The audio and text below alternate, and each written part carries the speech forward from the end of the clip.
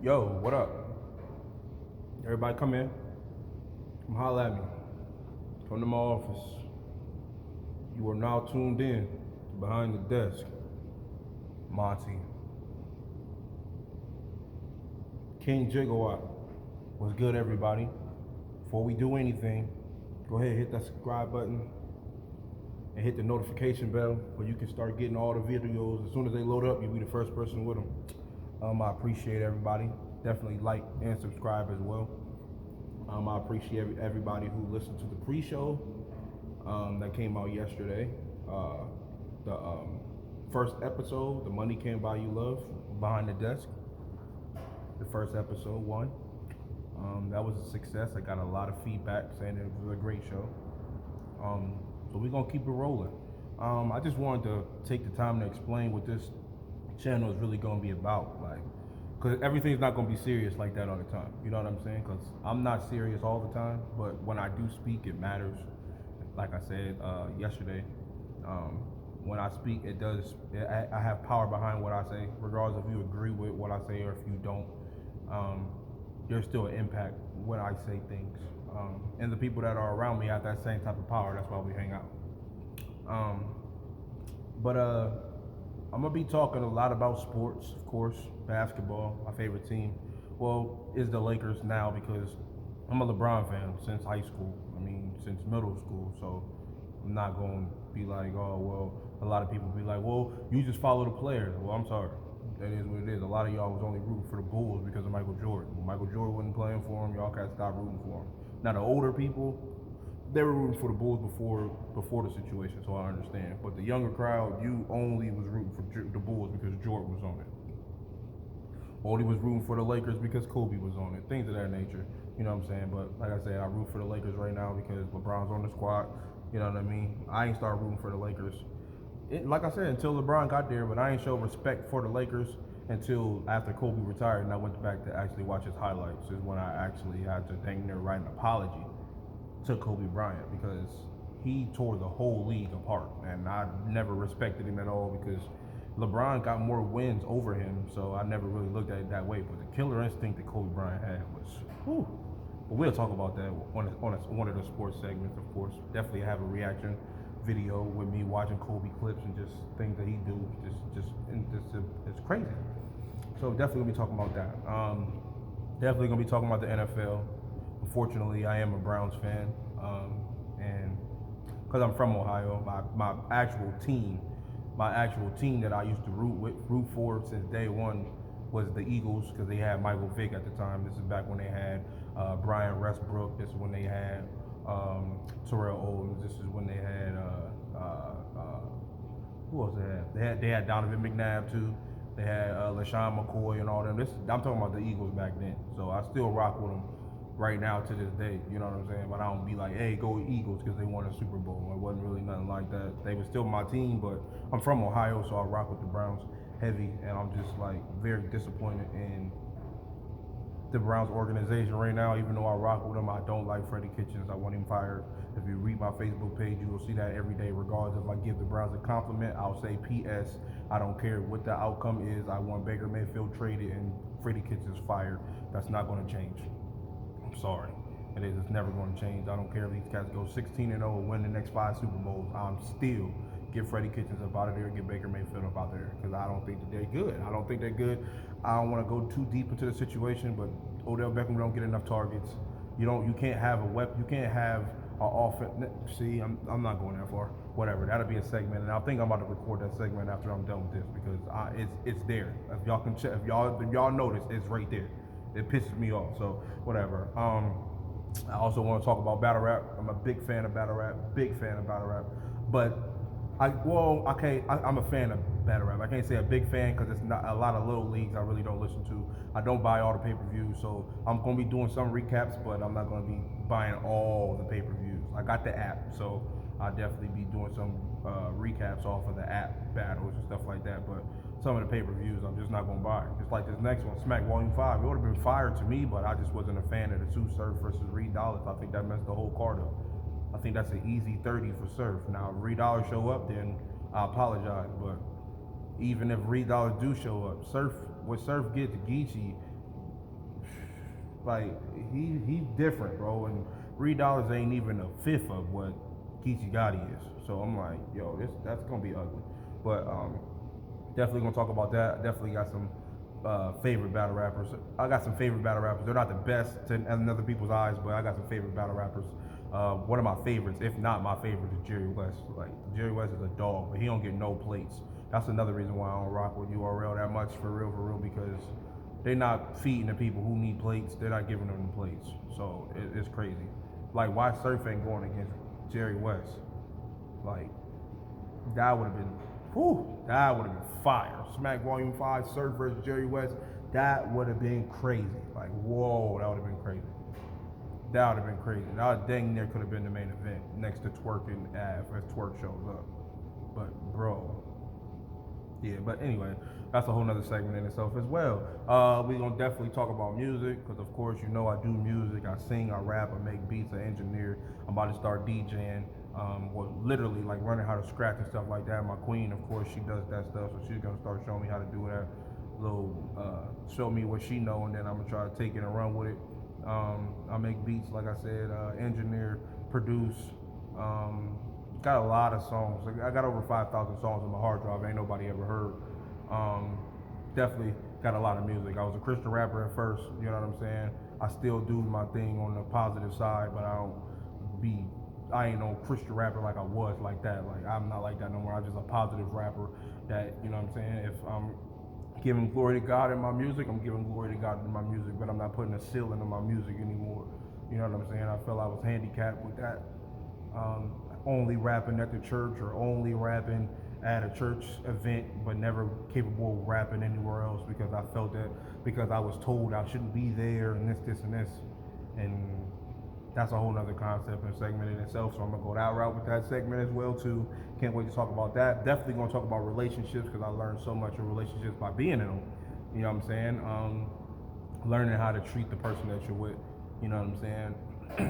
My episode I did yesterday, Money Can't Buy You Love, it was definitely a personal episode for myself because I used to try to buy love. So definitely used to always try to spend money on the females that I was with for I can get attention, more hugs, more kisses, or more time that they would want to spend with me. And the more money I spent, the less time they were still trying to spend regardless. Everything, they wasn't trading, it wasn't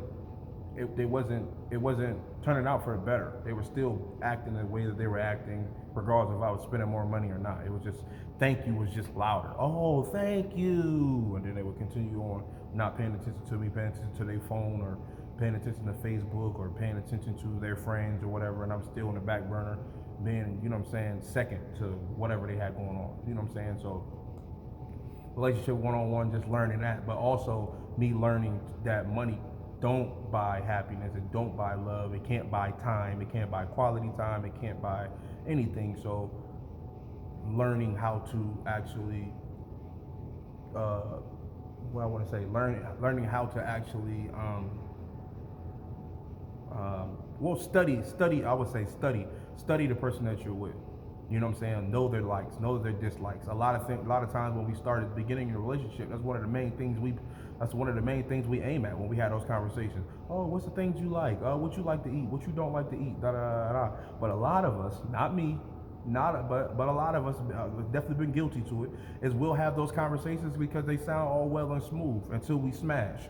After we smash, those conversations aren't brought up anymore because now you don't even want to be there. Now the relationship is basically sex only. That's it. And that's it. You haven't learned anything more about her at all. So the dude looking crazy, but at the same time, she gave it to him so quick, so she looking crazy too. And now their relationship is just like, dang, that's all he want. Well, you gave it to me so quick. You know, that's a whole conversation in itself.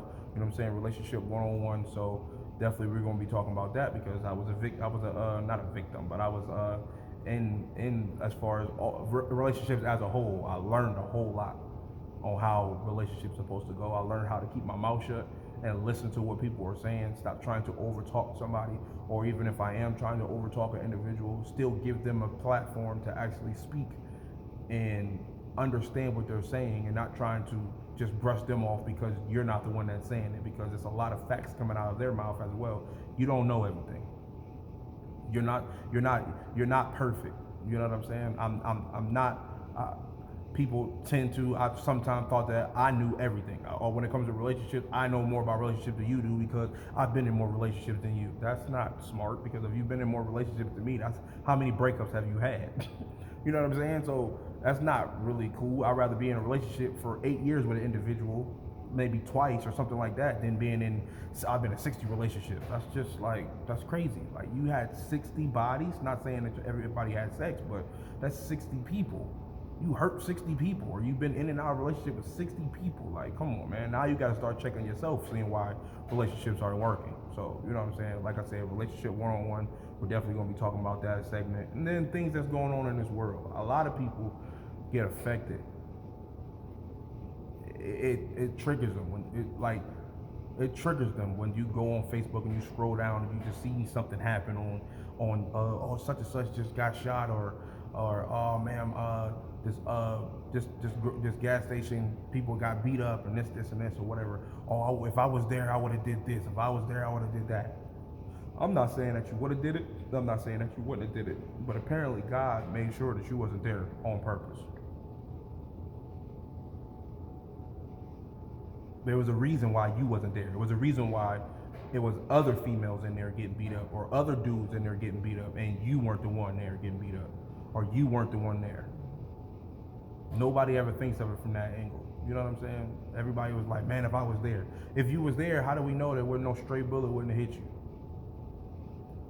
How do we know that the cops would have pulled up and then they would have locked you up because it looked like you was the person that did everything? How do we know? We don't know that. So we can't just be volunteering our services. Hey, if I was there, shoot, whatever. No, you wasn't. So since you wasn't there, let it be that. But don't put your opinion on something that you wasn't there on. You wasn't there, so you don't know what happened inside the store that made everything happen outside the store. And everybody can't just be like, oh, well, it don't matter. What all I seen is this, and this, and that shouldn't have happened. I understand that completely. But at the same time, no, I can only control what I control. And my saying and my slogan, which will always be, and I got it out the Bible, is like, live in this world, but be not of it. At the same time, we definitely live in a terrible world, but I'm not a terrible person. That's because I don't adapt to it. I don't do what everybody does. And I'm not saying that what everybody does is a bad thing. I'm just saying I choose to not do things. I'm a grown man. I could do whatever I want to. I can go to clubs if I want to. I can smoke if I want to. I could drink if I want to. I can do exactly what you guys do all the time and over. I could go to church all the time if I want to. I can go to Bible study if I want to. I could preach if I want to. I could teach if I want to. I could do exactly what I want to, because I'm a grown man and I can do whatever I want. It's a free country. I can do what I want. But I just choose not to. I choose to do what I want to do because I'm allowed to have that option. You can't be mad at me because I don't move the way you want me to move. I'm grown. Period. It's a lot of us, we move based off of what everybody else say. That's how we move. Oh yeah, well, I'm in a church. Oh, that's because everybody else is in the church. They want me in the church. I'm really not in tune with the church right now. I'm really not approving of things that's going on in the church right now. But since everybody wants me in the church, I'm just going to keep going. I'm not telling you to get out of the church. I'm not telling you that whatsoever. Church is for everybody. You definitely tend to need to go there to get what you need to get downloaded as far as with the word and things of that nature. But at the same time, though, we got to know who we're getting the word from, for one. For two, we got to know God for ourselves. So, because a lot of times we could be led the wrong way, led astray. And after we're being led astray, we put all our hopes into the person that was preaching to us. And this person comes to find out was doing terrible things behind the scenes. We didn't know, or they was leading us wrong, telling us that this is A, when in actuality it's B. This whole time it was A, but he kept telling us it was B, or she kept telling us it was C, and it was never that. It was A the whole time. And that's what makes people not want to go back to the church, or not want to go back to a Bible study, or if somebody's doing a little teaching segment, nobody wants to tune into it because they've been damaged like that. But you can't let that damage stop you from having a relationship with God, point blank, period. Because a relationship with God ain't got nothing to do with a church building. That's what people got to understand. This ain't got nothing to do with a church building, because when those church buildings burn down, God didn't burn down with them. God is inside of all of us. So at the end of the day, you need to be in tune with the head honcho in you, period. And a lot of us, even though he's in us, we act like he's not even there. So we complaining, murmuring, mad, upset. Like you see it on Facebook all the time. I ain't got nobody to talk to. Why aren't you talking to God? He right there. He the only person that's there consistently. Why aren't you talking to him? Oh, here you go with all the religion. I'm not trying to hit you in the head with a religion joint. I'm just saying you're complaining because you ain't got nobody to talk to.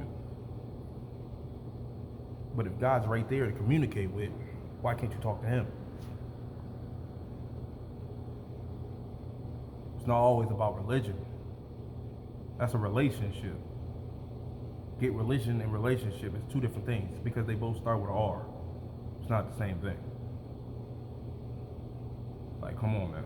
A lot of us are still breathing because of God, but nobody wants to acknowledge that.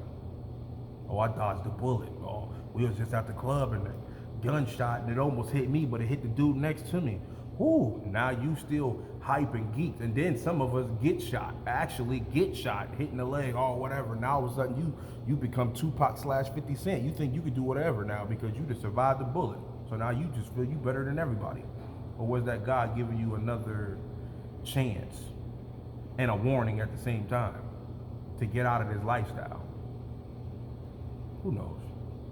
I'm just rambling. Like I said, that's just things that's going to be on the channel. So, like I said, you could be in tune if you want to. You don't have to be in tune if you don't want to. It's all good. I'm just letting you know what happens on my side of the desk. And this is the episode number 2. On the way, because this is not the episode number 2. I'm about to record episode number 2. This is just a brief intermission on what's to come behind the desk.